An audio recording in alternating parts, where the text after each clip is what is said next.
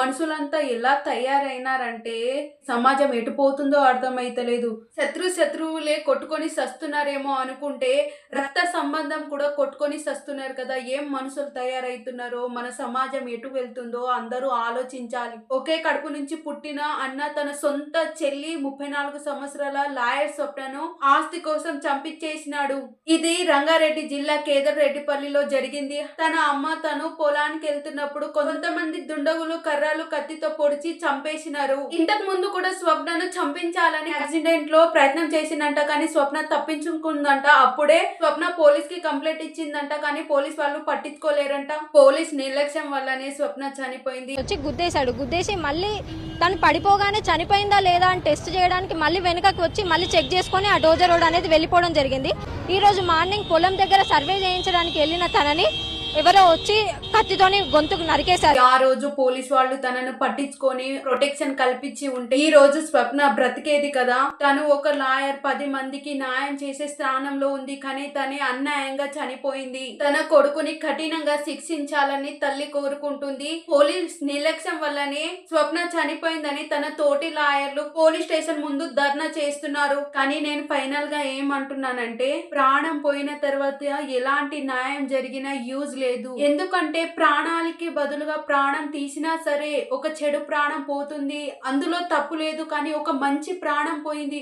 ఒక మంచి ప్రాణానికి మనం ఏ న్యాయంతో వేల కట్టగలుగుతాం? అందుకే మనం బ్రతికి ఉన్నప్పుడే ఏ న్యాయమైనా జరగాలి. చనిపోయిన తర్వాత ఎలాంటి న్యాయం జరిగినా యూజ్ లేదు. ఏ న్యాయం జరిగినా మనం ప్రాణాన్ని తిరిగి తీసుకురాగలగలేం కదా. నాకేమనిపిస్తుంది అంటే, అన్న తమ్ముల మధ్య రక్త సంబంధం మధ్య మంచి ప్రేమ బంధుత్వం ఉంటే ఇలాంటి గొడవలు, ఇలాంటి ప్రాణహాని జరగకపోయేది కదా. మరి మనిషి మధ్య ప్రేమ బంధుత్వాన్ని ఎందుకు కోల్పోతున్నారు? నేను ఇప్పటికైనా చెప్తున్నా, ఆస్తి కోసం గొడవ పడే వాళ్ళకి చెప్తున్నా, మనం ఏ ఆస్తికైనా ఒక ప్రాణంతో వేల కట్టలేము.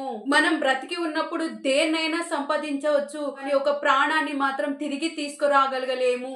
ఏ ఆస్తి అయినా ఒక ప్రాణం ఊపిరి కంటే గొప్పది కాదు. ఒకవేళ ఆస్తి కోసమైనా మరి దేనికోసమైనా చంపినా సరే చనిపోయే వాళ్ళు ఎలాగో చనిపోతారు, కానీ మీరు బ్రతికినన్ని రోజులు ప్రశాంతంగా బ్రతకగలుగుతారా? ఒకవేళ బ్రతికిన సచ్చిన శవంలా బ్రతకాల్సి ఉంటది. మీరు చంపిన అనే నేరం అనుక్షణం మీరు చచ్చే వరకు మోస్తూనే ఉంటారు కదా.